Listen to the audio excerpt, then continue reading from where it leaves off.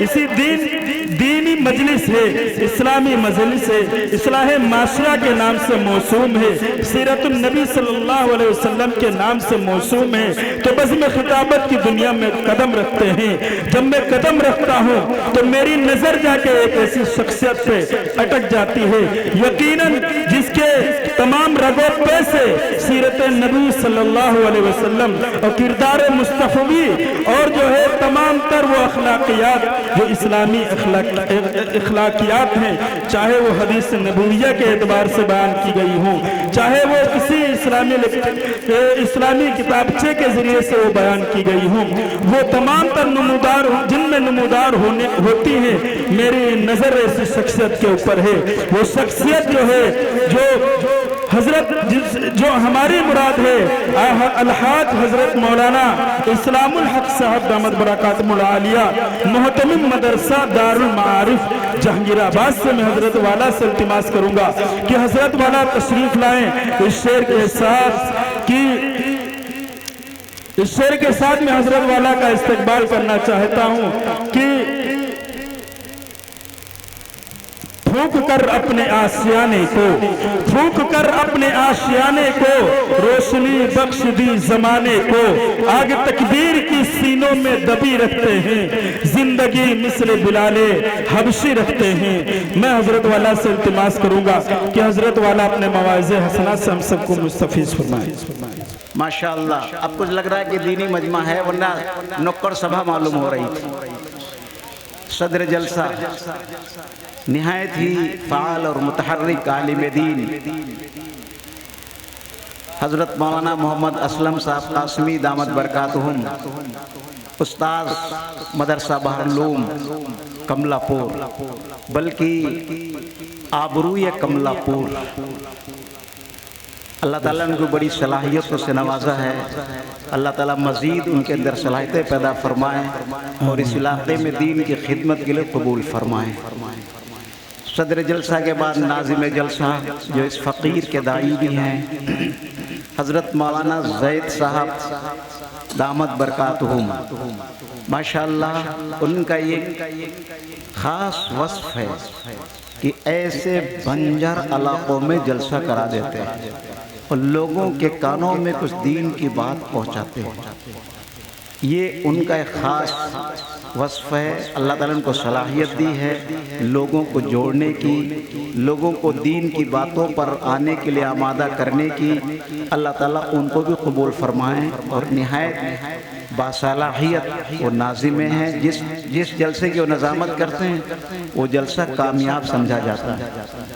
اور اسی کے ساتھ ہمارے جلسے کے مہمان خصوصی حضرت مولانا مفتی سہیل صاحب قاسمی دامت برکاتہم امام عیدگاہ اور ناظم مدرسہ نور العلوم کیونٹی، ان کی بھی میرے ساتھ قربانی ہے۔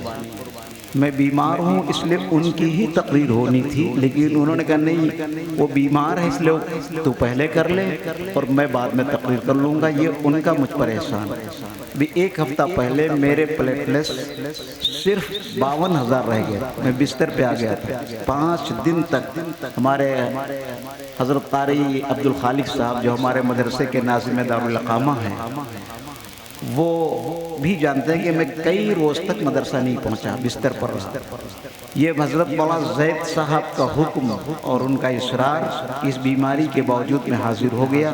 تو میری بیماری کا لحاظ مفتی صاحب نے بھی کیا، اللہ تعالیٰ ان کو جزائے خیر عطا فرمائے۔ اور اس اسٹیج پر تشریف فرما اور بھی دیگر حافظ محمد شعیب صاحب کیوٹی، مولانا عبدالمالک صاحب، اور اسی طریقے سے ہمارے بہت ہی قریب تعلق رکھنے والے میرے شاگرد بھی ہیں، جناب حضرت مولانا نصیر احمد صاحب مظاہری اور حضرت حافظ محمد اکرم صاحب جو بڑے پرخلوص اور نہایت فعال شخصیت کے مالک ہے، اور بھی ابھی آپ کے سامنے پڑھ رہے تھے اشعار جناب ساحل صاحب بسوانی، ماشاءاللہ اچھا کلام سنایا۔ اور ابھی آپ کے درمیان شہنشاہ ترنم جنہوں نے پورے ہندوستان میں اپنے ترنم کی دھوم مچا رکھی، میں مبالغہ نہیں کر رہا ہوں کیونکہ اس پردیش سے لے کر کے کئی پردیشوں تک میں نے ان کے ساتھ تقریر کی ہے، اور جہاں جاتے ہیں چھا جاتے ہیں. دہلی جیسے شہر میں بھی چھا گئے. تو ماشاءاللہ شہنشاہ ترنم میں ان کو کہہ رہا ہوں وہ بھی باقی ہیں. اور پھر شہنشاہ خطابت حضرت مولانا شبلی صاحب باقی ہیں. میں بیمار ہوں اس لیے میں آپ کو جلدی سنا کے فارغ ہو جاؤں گا. میرے محترم دوستو یہ دیہات ہے اس لیے میں چند متفرق باتیں سناؤں گا. پہلی بات سب سے اہم اسلام میں نماز کا مرتبہ. ارے بولو بھائی. ہاں ایک شخص اور رہ گیا اگر اس کا بھی نام نہیں لوں گا تو بھی بے انصافی ہو جائے گی. مولوی محمد توفیق صاحب ان کے چچا مولانا اسحاق صاحب اور ان کے بھائی ابھی ملے تھے مجھے وسیم صاحب. یہ لوگ میرے سب شاگرد ہیں. اب میری عمر 60 سال کی ہو گئی. ابھی میرے شاگرد مولانا نصیر صاحب ہی کم سے کم 50 سال کے. داڑھی سفید ہو گئے سب. میری تو کچھ بات نہیں ہے. مولانا نصیر صاحب بالکل سفید ہو گئے. تو خیر عرض یہ کر رہا تھا کہ مولوی توفیق صاحب نے معاذ زید صاحب سے کندھے سے کندھا ملا کر کے اس جلسے کو سجایا. اللہ تعالیٰ ان کو بھی جزائے خیر عطا فرمائے. میرے محترم تو سب سے پہلے نماز. بولو کیا سب سے پہلے؟ نماز. نماز نماز نماز. نماز کے بغیر کوئی عمل قبول نہیں. آپ نفلی روزہ رکھیں, آپ 3 دن کی جماعت میں جائیں, لیکن اگر آ کر کے آپ نے نماز چھوڑ دی تو یاد رکھو 3 دن اللہ کے دربار میں قبول نہیں ہوئے.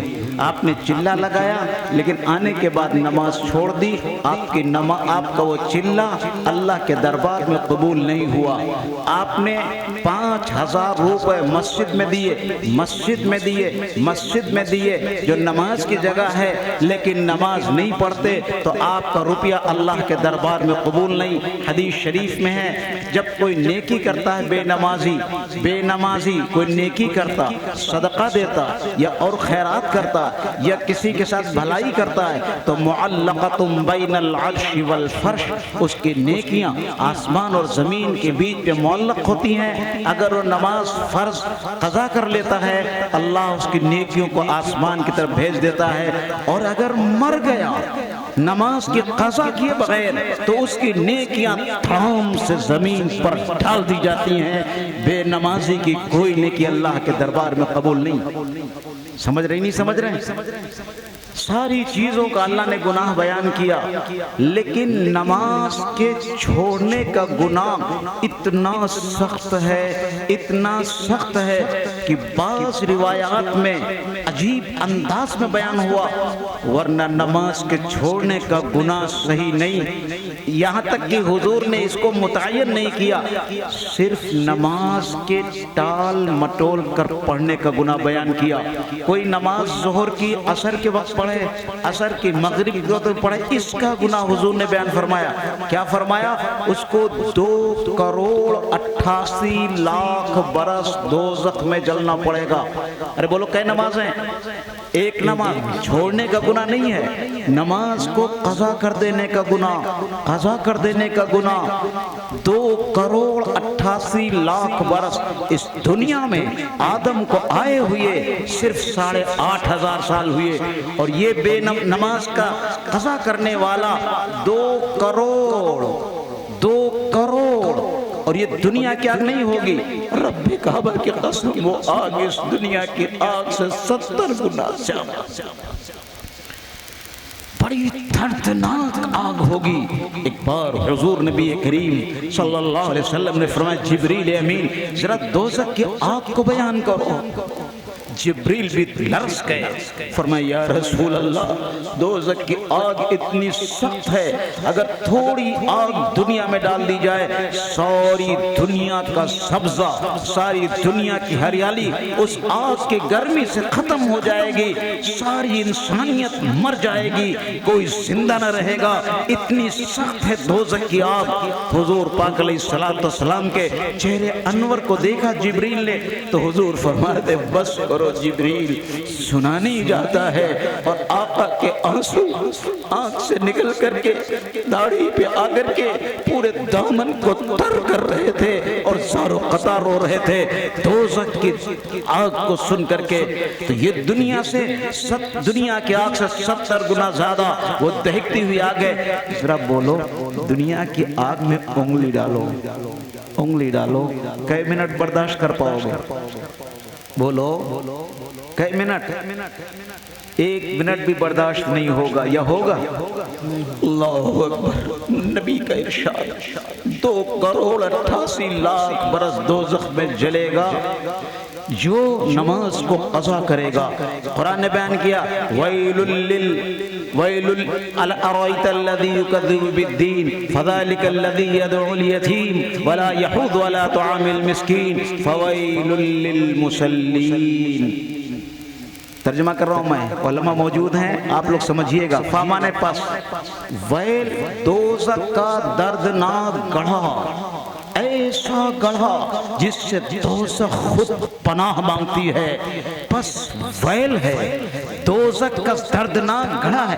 ارے بھائی موبائل والے چھوڑو یار، موبائل بات کرو، دین کی بات سنو۔ وَإِذَا قُرِئَ الْقُرْآنُ فَاسْتَمِعُوا لَهُ وَأَنصِتُوا، قرآن پڑھا جائے خاموش رہو، اس کو سنو، بک بک مت کرو۔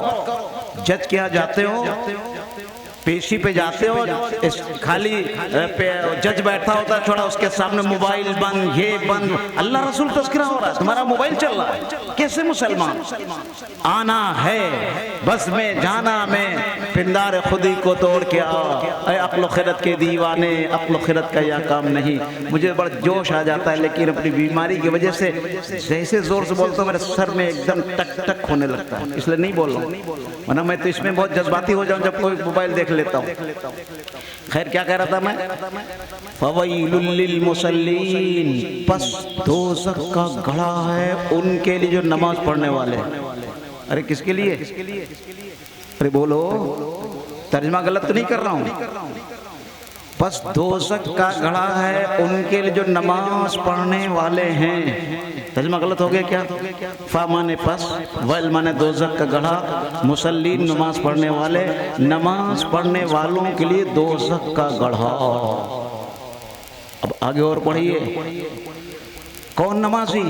کون نماز پڑھ رہے ہیں؟ فَوَيْلٌ لِّلْمُصَلِّينَ الَّذِينَ هُمْ فِي صَلَاتِهِمْ سَاهُونَ، جو اپنی نمازوں کو ٹال مٹول کر پڑھتے ہیں، مغرب کی رات میں پڑھ رہے ہیں، فجر کی سورج نکلنے کے بعد پڑھ رہے ہیں، ظہر کی عصر کے وقت پڑھ رہے ہیں، جو اپنی نمازوں کو ٹال مٹول کر پڑھتے ہیں۔ اللہ کا اعلان، نبی کا نہیں، اللہ کا اعلان، قرآن کا بیان کہ ان لوگوں کے لیے دوزخ کا گڑھا ہے جو لوگ نماز کو ٹال مٹول کر پڑھتے ہیں۔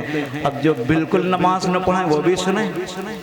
اللہ کے نبی فرماتے ہیں من ترک الصلاۃ متعمدا فقد کفر، جو جان بوجھ کر نماز چھوڑ دے۔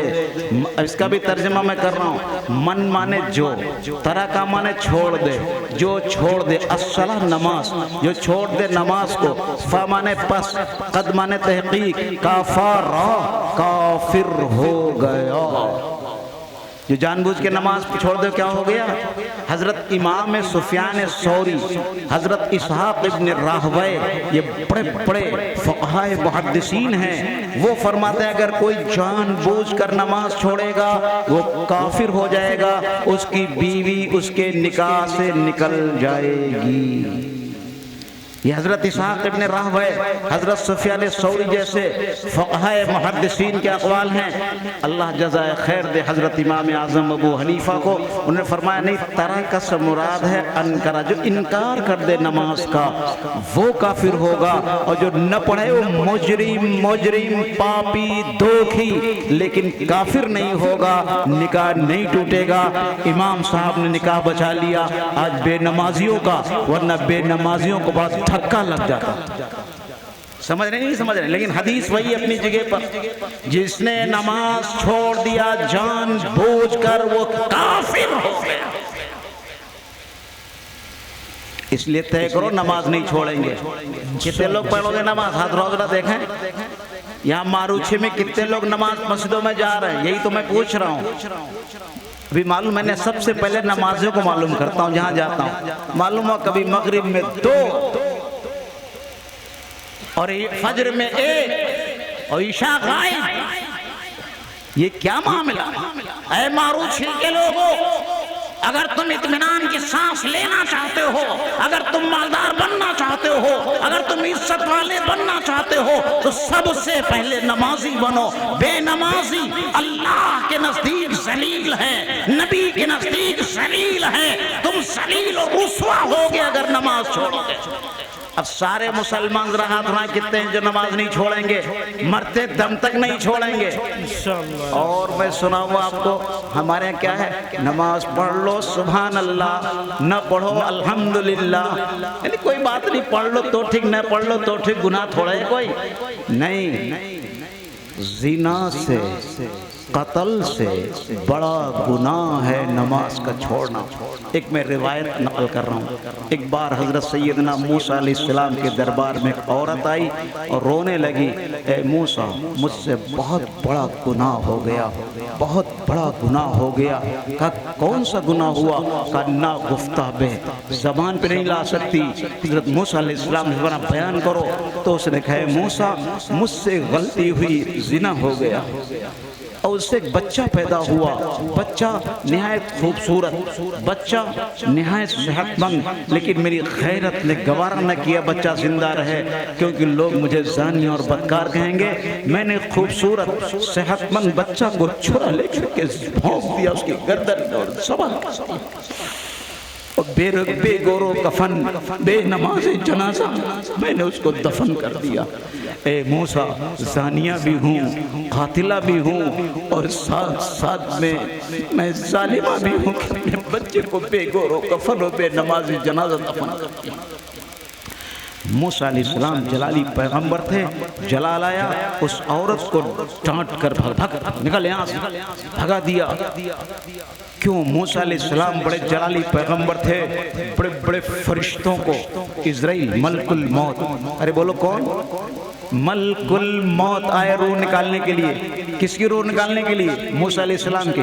ایک تھپڑ کھینچ کے مارا، ارے بولو کس کو مارا؟ کس نے مارا؟ بولو موسیٰ علیہ السلام مارا، اور کس کو مارا؟ جس کو کوئی نہیں مار سکتا، سب کو وہ مارتا ہے، ملک الموت۔ آنکھ پھٹ سے باہر آ گئی ملک الموت کی، روتے ہوئے اللہ کے پاس پہنچے، اللہ تیرے نبی نے تمہیں آنکھ پھوڑ دی۔ اللہ نے آنکھ درست کی، فرمایا میرے کلیم سے تم نے اجازت لی تھی؟ نہیں لی تھی۔ کہا اللہ اجازت تو نہیں لی تھی، جاؤ پہلے میرے کلیم سے اجازت لو پھر اس کی روح قبض کرو۔ اتنے جلالی پیغمبر، یہ روایت بخاری کی ہے، بالکل صحیح روایت۔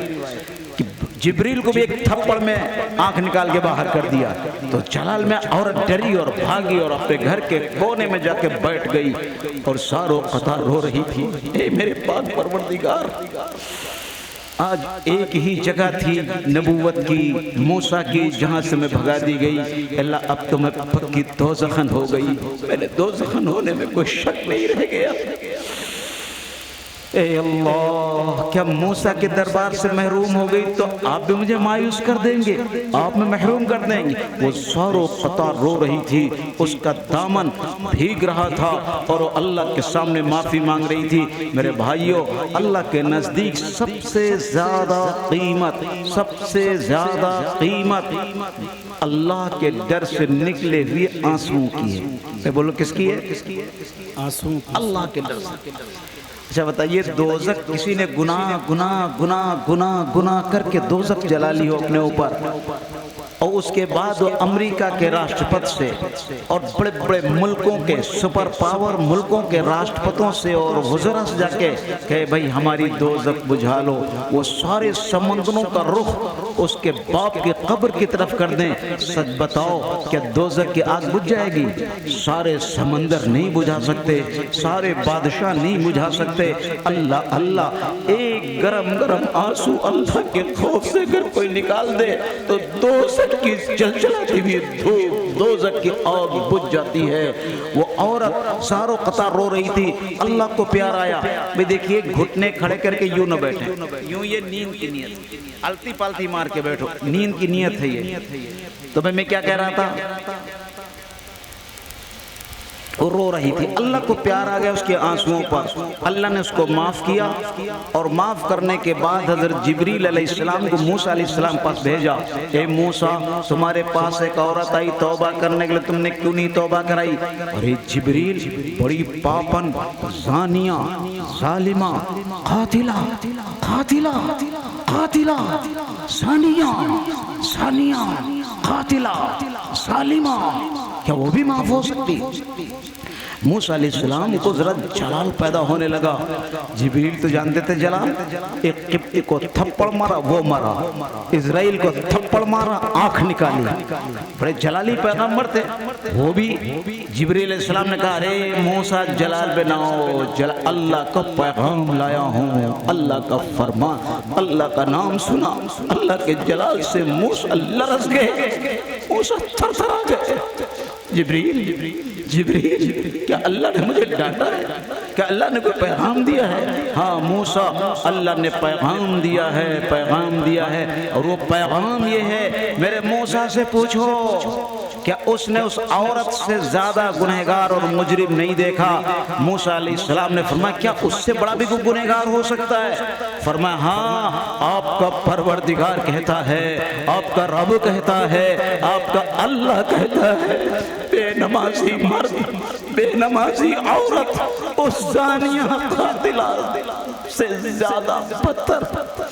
میرے بھائیوں، جب ہم نماز چھوڑتے ہیں تو خدا کی قسم اس حدیث کی بنیاد پر زنا سے، قتل سے، ظلم سے بڑا گناہ کرتے ہیں۔ طے کرو انشاءاللہ نہیں کریں گے۔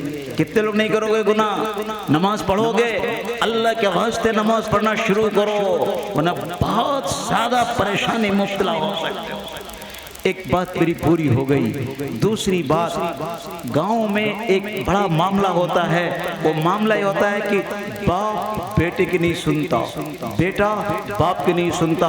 اس لیے میں کچھ روایات ماں اور باپ اور بیٹے کے متعلق بیان کرتا ہوں، اپنے نوجوان بھائیوں کو سناؤں گا اور اپنے باپوں کو بھی سناؤں گا۔ چلو تمہیں لوگ بات کر لو، پھر ہم بات شروع کریں۔ کر لو جو کچھ کرنا کر لو بات چیت، پھر ہم شروع کریں تقریر۔ اتنا سب کچھ کہنے کے باوجود لگتا ہے کہ قیامت برپا ہونے والی تھی، اس کو ہٹانے کے لیے باتیں کرنا شروع کریں۔ ارے قیامت تو دین کی باتوں سے ختم، اگر آنے والے ہو تو رک سکتی ہے، تمہاری بات تو تھوڑی رکے گی۔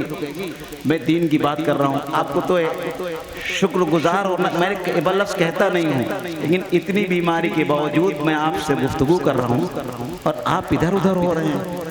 دوسری بات، اس کائنات میں سب سے بڑا رتبہ، سب سے بڑا مرتبہ ماں اور باپ کا۔ بولو کس کا ہے بھائی؟ ماں اور باپ کا۔ اس سے بڑا کسی کا رتبہ نہیں۔ بعض لوگ کہتے ہیں سب سے بڑا رتبہ پیر کا یا استاذ کا، نہیں، یہ غلط ہے۔ حضرت مفتی محمد سعید صاحب دامت رحمت اللہ تعالی علیہ، صدر المدرسین دارالعلوم دیوبند و شیخ الحدیث دارالعلوم دیوبند فرماتے ہیں جو لوگ یہ کہتے ہیں کہ ماں باپ سے استاذ کا پیر کا درجہ بڑھا ہوا ہے، وہ لوگ اصول فقہ حنفیہ کی بھی تقلید کرتے ہیں، اور وہ لوگ قرآن کریم کے اصول کی بھی خلاف ورزی کرتے ہیں۔ کیوں وہ یہ کہتے ہیں پیر صاحب باطنی تربیت کرتا ہے اور باپ ظاہری تربیت کرتا ہے، تو ظاہر سے باطن کا مقام بڑھا ہوا، اس لیے پیر کا مقام بڑھا۔ حضرت فرماتے ہیں قیاس بہت بعد میں ہے، پہلے قرآن ہے، حدیث ہے، اور اس کے بعد تیسرے نمبر پر قیاس ہے۔ تم پہلے نمبر پہ کیوں لے آئے؟ اللہ فرما رہا اللہ تعبد الا ایاہ وبالوالدین احسانا، عبادت کرو اللہ کی، نبی کے طریقے میں، اور ماں باپ کے ساتھ حسن سلوک کرو۔ اس قرآن پاک کی آیت کا مطلب یہ ہے سب سے بڑا مرتبہ اللہ اور رسول کا۔ ارے بولو کس کا؟ اللہ رسول کے بعد سب سے بڑا مرتبہ کس کا؟ ماں اور باپ کا۔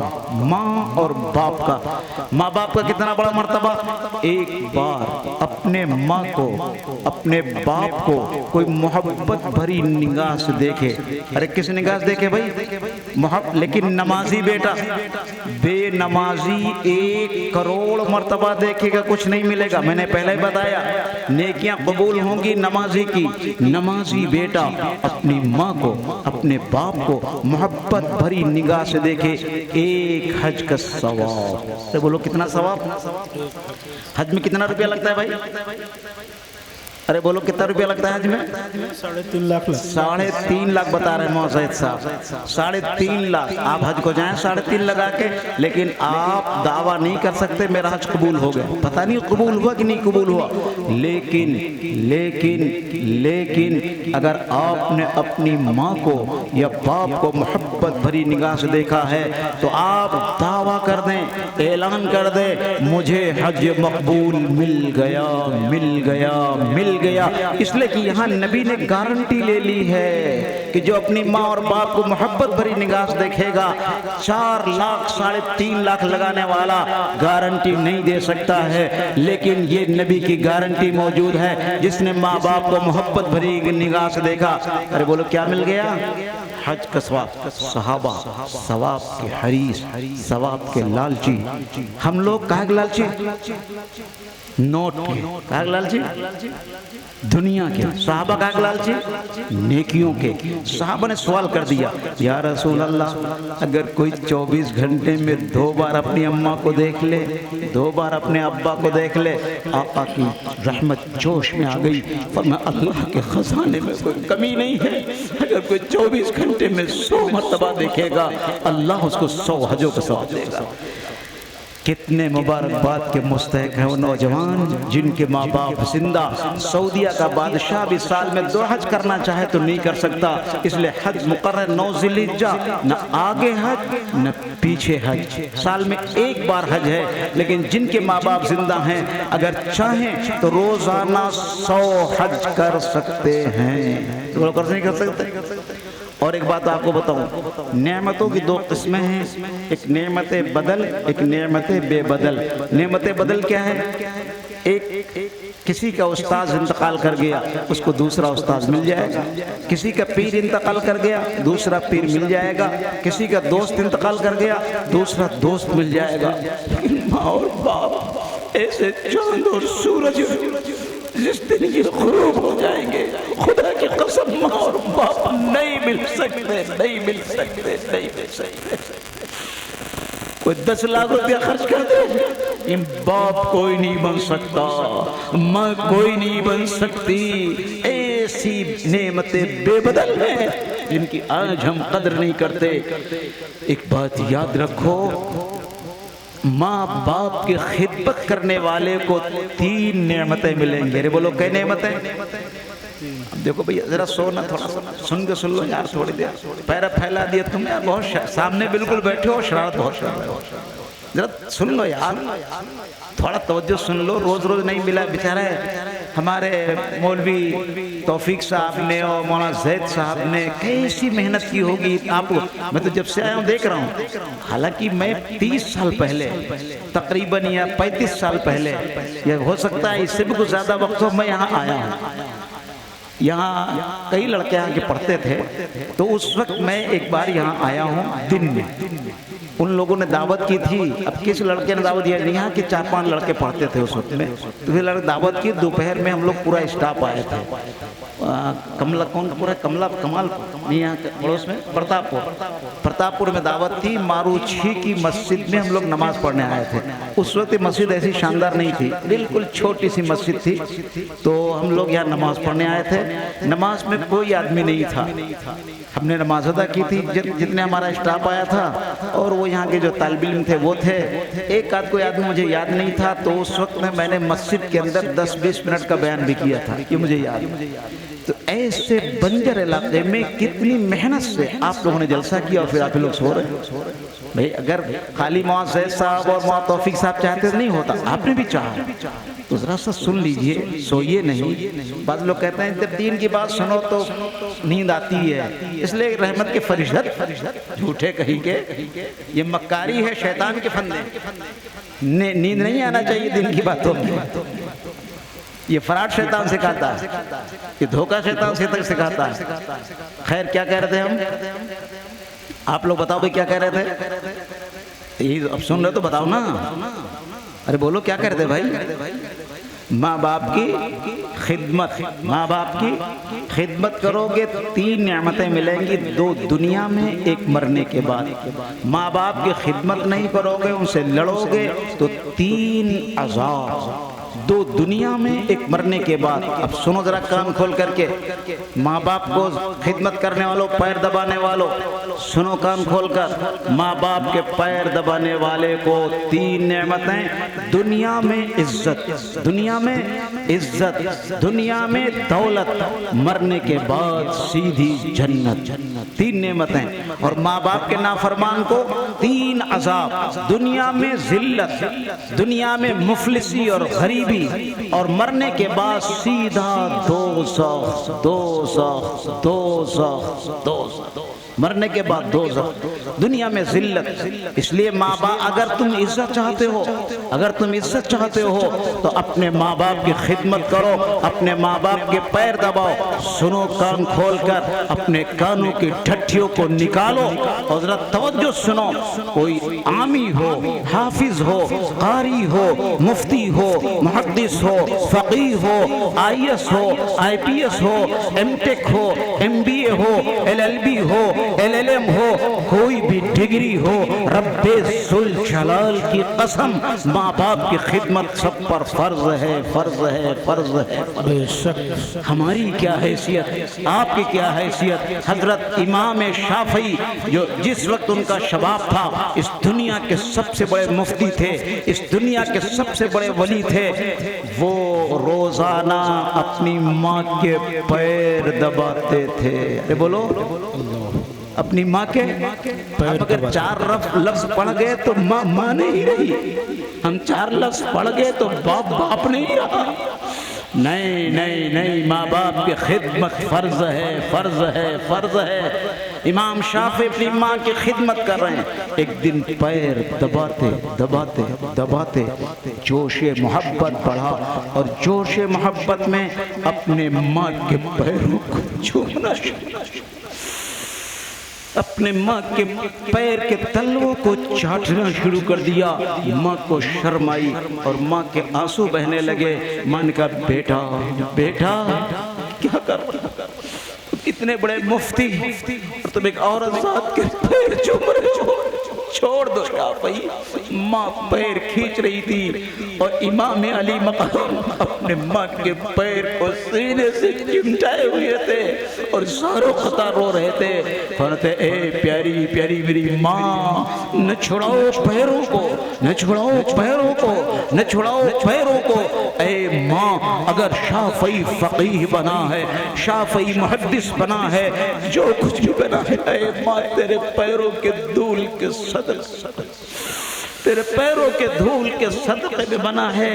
اے ماں، تیرے پیر نہیں چومتا، اپنی جنت کو چومتا ہوں، اپنی جنت کو چومتا ہوں۔ فرمایا رسول اللہ صلی اللہ علیہ وسلم نے، ماں کے پیروں کے نیچے جنت ہے، ماں کے پیروں کے نیچے جنت ہے، ماں کے پیروں کے نیچے جنت۔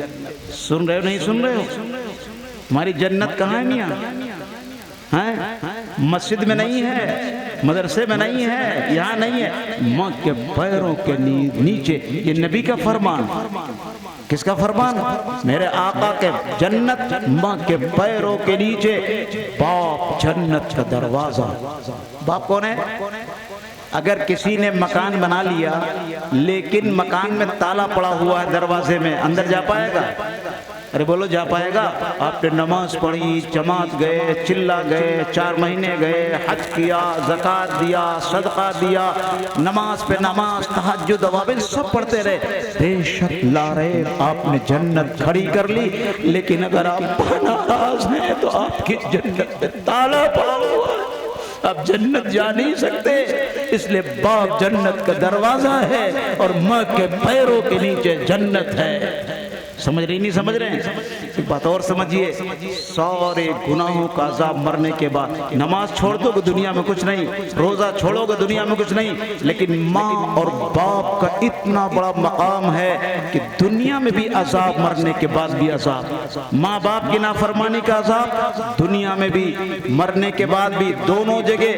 میں آپ کے سامنے ایک روایت پیش کر رہا ہوں، یہ روایت بخاری شریف میں مجمل، مصنف ابن ابی شیبہ میں، مفصلاً، لہذا دونوں کو ملا کے میں سنا رہا ہوں۔ ایک حضور پاک علیہ السلام یہ قصہ نہیں سنانے جا رہا ہوں، یہ حضور پاک کی حدیث سنانا، اس کا ماننا فرض ہے، اس کا یقین کرنا فرض ہے۔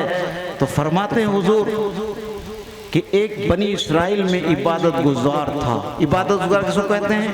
جو ہمیشہ روزہ رکھے، ہمیشہ رات کو پوری نفلیں پڑھتا رہے۔ علماء مورخین فرماتے ہیں 70 سال تک جرح پوری رات کبھی سویا نہیں تھا، 70 سال تک ہمیشہ دن میں روزہ رکھتا تھا، بڑا ولی تھا۔ ایک دن اس کی ماں نماز پڑھ رہی تھی، نماز پڑھتے میں اس کو علم نہیں ہوا کہ ماں حضرت جرح نماز پڑھ رہے تھے، ماں کو معلوم نہیں تھا بیٹا نماز پڑھ رہا ہے۔ ماں نے کہا یا جرح، ارے جس کو اردو میں کہتے ہیں ارے جرح، ارے جرح، ارے جرح۔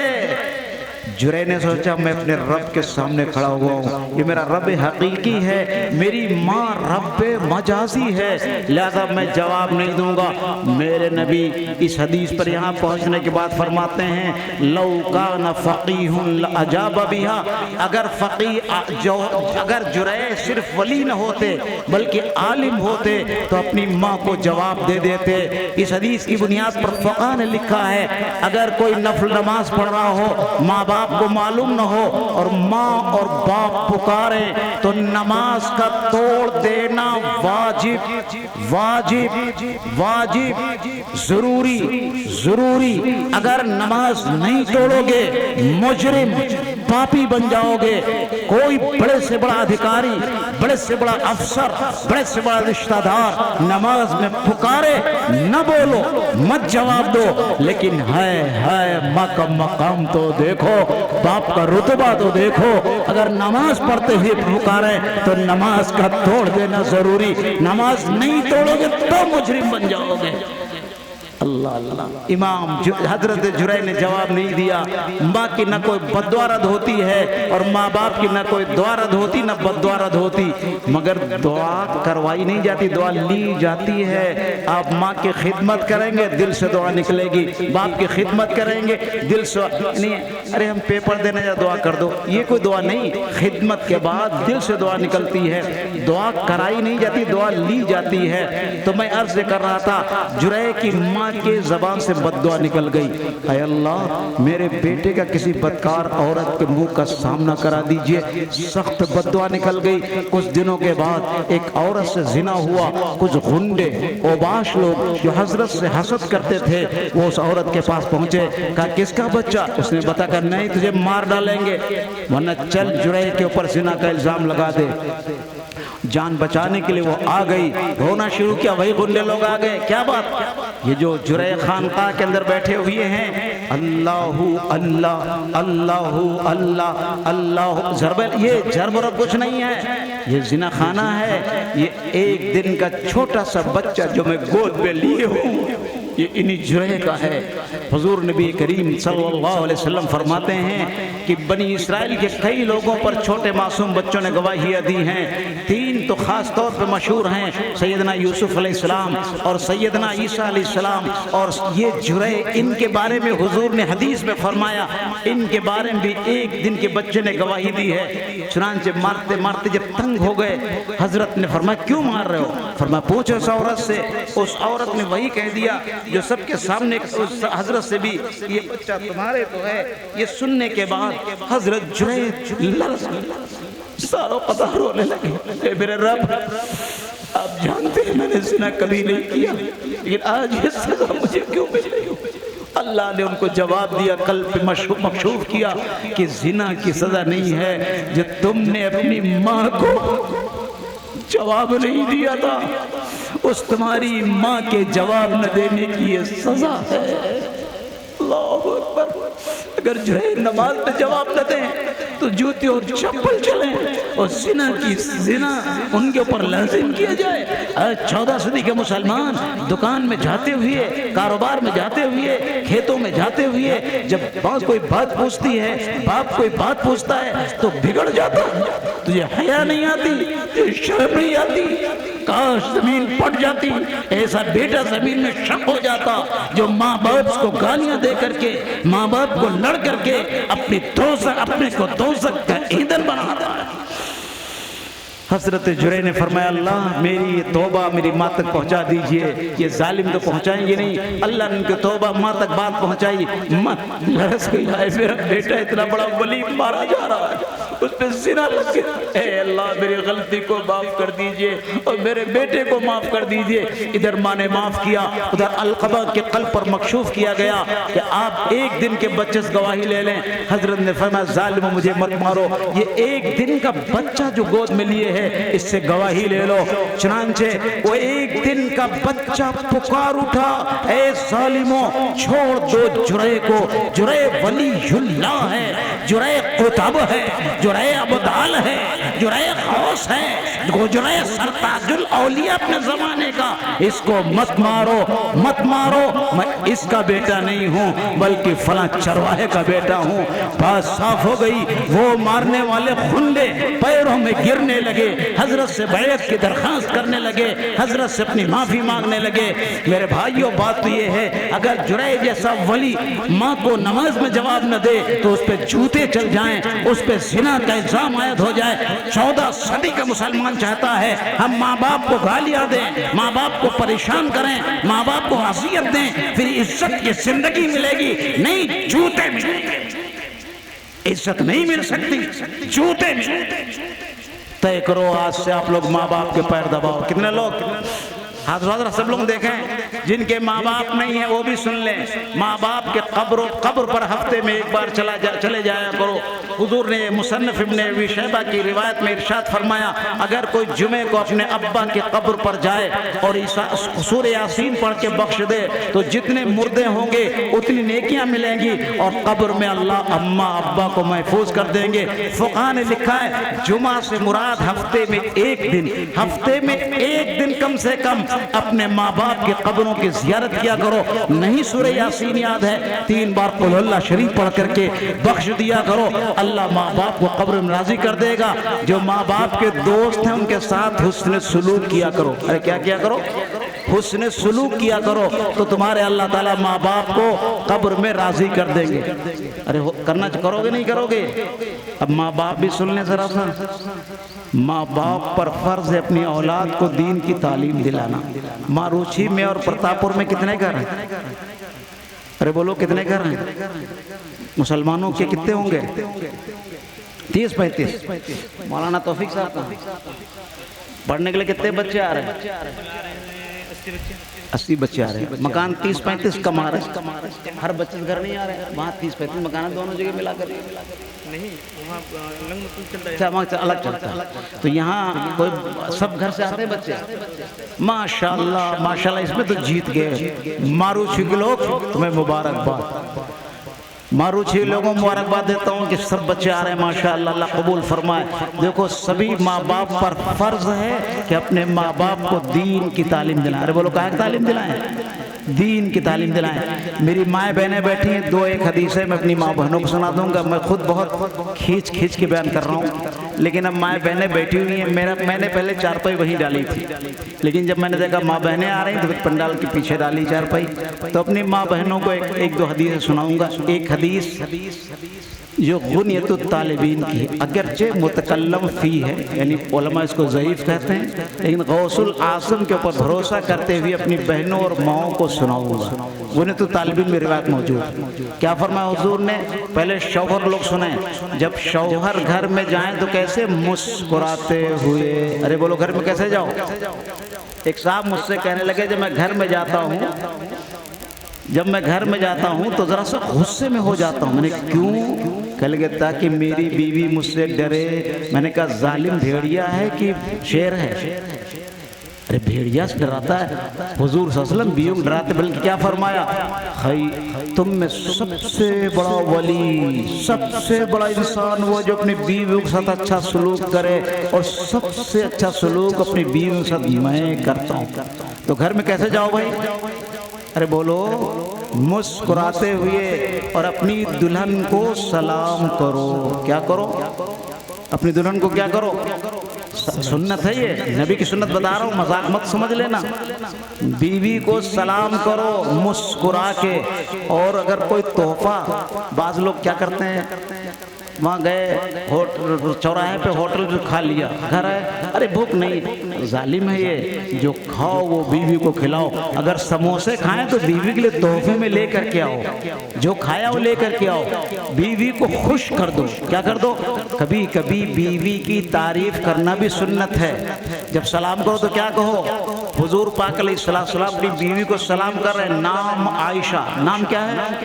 عائشہ، لیکن کیا کہہ رہے ہیں؟ السلام علیک یا حمیرہ، ارے بڑی تم خوبصورت ہو، بڑی خوب روح ہو عائشہ۔ دیکھو حضور اپنی بیوی کی تعریف کر نہیں تعریف، ہم کبھی نہیں تعریف کرتے، یہ بھی سنت ہے۔ جب آؤ تو کیا کہو؟ السلام علیکم میری محترمہ، السلام علیکم، ارے تم بڑی خوب روح ہو۔ ارے کیا بتائیں، تم کو دیکھ کر کے تکان اتر گئی۔ اس طرح جملے کہو گے دلہن خوش ہو جائے گی۔ اب ثواب کیا ملے گا؟ ارے بولو ثواب کیا ملے گا؟ ثواب یہ ملے گا تم کو کہ 100 شہیدوں کا ثواب۔ کتنے شہیدوں کا؟ ایک آدمی گردن کٹا دے اللہ کے راستے میں تو کتنے شہید کا ثواب؟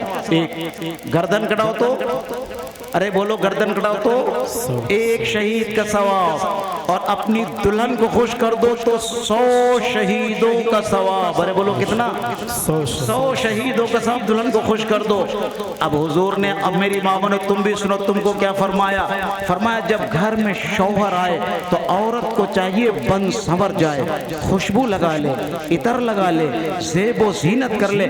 ہماری بہنوں کیا معاملہ ہے؟ جب شادی میں جائیں گے تو زینت کے سارے سامان شوہر کو پریشان کر دیں گی، یہ لاؤ، یہ لاؤ، یہ لاؤ، کریم نہیں، پاؤڈر نہیں، یہ نہیں، سب لاؤ، ہم شادی میں جانے والی۔ حالانکہ سنو میری بہنوں، شادیوں میں جاؤ شادی بیدی، یخرجن وہن فی الطفلات، رواہ ابو داؤد، کہ جب شادیوں میں جاؤ، تقریبات میں جاؤ، جماعت میں جاؤ تو سادہ بیدہ کپڑا پہن کر کے جاؤ، سادے لباس میں پہن کر کے جاؤ، اور خوشبو مت لگاؤ، زیب و زینت مت کرو۔ ایک دوسری روایت سنو، ان استعطرت فمرت بقوم لیجد وجہیہ کذا وکذا، کوئی عورت خوشبو لگائے، ادھر لگائے اور گھر کے باہر نکلے، حضور فرمایا یہ عورت ایسی ویسی ہے۔ یہ روایت مسلم شریف کی روایت کے الفاظ ہیں، ترمذی کی روایت کے الفاظ ہیں، وہی زانیہ، یہ بدکار عورت۔ تو باہر نکلو تو سادگی کے ساتھ، گھر میں جب شوہر آئے شاندار کپڑے پہن لو، یہ نہیں بسیندھے کپڑے شوہر کے لیے، شوہر آیا دن بھر کے پسینے کے ڈوبے کپڑے شوہر کے لیے نہیں۔ جب شوہر آنے والا ہو، گرمی کا موسم ہو، غسل کر لو، اچھے کپڑے پہن لو، شاندار کپڑے پہن لو۔ اگر اللہ نے دولت دی ہے، خوشبو لگاؤ، عطر لگاؤ، زیب و زینت کرو۔ جب شوہر آئے تم کو مسکرا کے سلام کرے، تم بھی اس کو مسکرا کے جواب دو، شوہر کے دل کو خوش کر دو۔ گرمی ہو ٹھنڈا پانی پیش کر دو، شوہر کے دل کو خوش کر دو۔ اب حضور نبی کریم صلی اللہ علیہ وسلم نے فرمایا اس عورت کو جو شوہر کے آنے پر اپنے شوہر کے دل کو خوش کر دے، اس کو 1000 شہیدوں کا ثواب۔ ارے بولو کتنا؟ 1000۔ حضرت فاروق اعظم بیٹھے ہوئے تھے، یا رسول اللہ ان کو زیادہ کیوں، ہم کو کم کیوں؟ یعنی دلہن کو زیادہ کر دیا آپ نے، ہم کو کم کر دیا۔ حضور نے فرمایا برابر کر دیجئے۔ کہا نہیں، تم باہر نکلے سلام کیا، نیکیاں ملی، تم نے تجہیز میں شرکت کی، تکفین میں شرکت کی، تم نے نماز جنازہ میں شرکت کی، آج جگہ جاتے ہو۔ عورت بیچاری گھر میں رہتی ہے، جب شوہر آتا ہے تبھی نیکیاں کمانے کا موقع ملتا ہے، اس لیے اللہ نے شوہر کی نیکیوں کو بڑھا دیا۔ ایک صحابی آئی حضور کی خدمت میں، یا رسول اللہ شوہر کا ہمارے اوپر کیا حق ہے؟ حضور نبی کریم صلی اللہ علیہ وسلم نے جواب دیا، کیا تم سننا چاہتی ہو؟ ہاں سننا چاہتی ہوں۔ کیا تم سننا چاہتی ہو؟ ہاں سننا چاہتی ہوں۔ اب میرے بھائیوں میری بہنوں ذرا تم سنو اپنے کانوں کو کھول کر کے، میرا نبی فرما رہا کہ اگر کسی عورت کے بدن پر تھوڑا پھنسی نکلا ہوا ہو، کوئی عورت بفرض محال جائز نہیں ہے، لیکن بفرض محال اس کے نکلے ہوئے خون اور مواد اور پیپ کو اپنے دوپٹے سے نہیں، روئی سے نہیں، اپنی زبان سے چاٹ چاٹ کر صاف کرے، پھر بھی اس کا حق ادا نہیں ہو سکتا، پھر بھی اس کا حق ادا نہیں ہو سکتا۔ یہ روایت امام غزالی نے احیاء العلوم میں نقل کی ہے اور انہوں نے طبرانی اوسط کا حوالہ بھی دیا ہے۔ میں حدیث بیان کروں آپ کے سامنے کہ اگر کوئی بفرض محال عورت، بفرض محال کوئی عورت جائز نہیں ہے، لیکن اپنے شوہر کے خون اور پیپ کو زبان سے چاٹ چاٹ کر صاف کر دے، شوہر کے قضا نہیں ہو سکتی۔ ہے میری بہنوں، اے مغربیت کی تہذیب میں بہنے والیوں، اے مغربیت کی تہذیب کے دل دادا بجانے والیوں، آج تم شوہروں سے لڑتی ہو، آج تم شوہروں سے لڑائی کرتی ہو، آج شوہروں کو ڈانٹ دیتی ہو، تمہیں حیا نہیں آتی، تمہیں شرم نہیں آتی۔ جس شریعت کو تم مانتے ہو، صاحب شریعت نے بیان کیا اگر کسی عورت کا شوہر ناراض ہو، اس حال میں مر جائے تو سیدھی دوزخ جائے گی، سیدھی دوزخ جائے گی۔ کوئی عبادت، کوئی ریاضت اس کو جنت نہیں پہنچا سکتی ہے۔ صاحب شریعت نے یہ اعلان فرمایا، آج تم شوہروں سے لڑ رہی ہو، شوہروں سے بھیڑ رہی ہو، شوہروں کے مرتبے کو پہچانو، شوہروں کے مقام کو پہچانو۔ میں بہت تھک گیا ہوں، انہی چند گزارشات پر اپنی بات کو ختم کرتا ہوں۔ وآخر دعوانا الحمدللہ رب العالمین۔